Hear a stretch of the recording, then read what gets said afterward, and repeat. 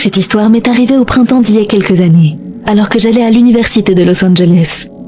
J'ai grandi dans l'Indiana, dans une communauté très sûre et chaleureuse. Il m'a donc fallu un bon moment pour m'habituer à la folie d'une grande ville et son taux de crime ahurissant. Je vivais en colocation dans un appartement avec 4 autres filles de mon université.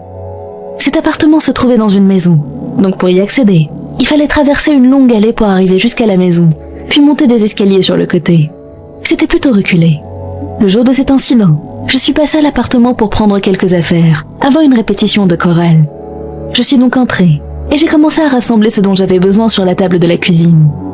Je n'ai pas pris la peine de verrouiller la porte derrière moi, parce que je n'allais rester à l'intérieur que quelques minutes.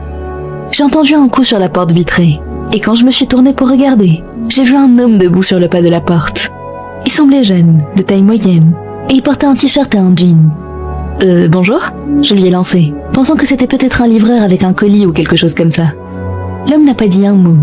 Il a juste tendu le bras et a ouvert la porte, puis s'est mis à s'avancer vers moi. À ce stade, je n'étais toujours pas alarmée. J'avais même commencé à lui dire de laisser le colis sur la table, avant de remarquer qu'il n'en avait aucun. La seule chose qu'il tenait dans sa main était un cutter. Au moment où j'ai enfin réalisé ce qui se passait, il était trop tard pour que je puisse m'enfuir. Il a pressé sa lame contre mon cou, puis m'a dit de me lever et d'aller dans la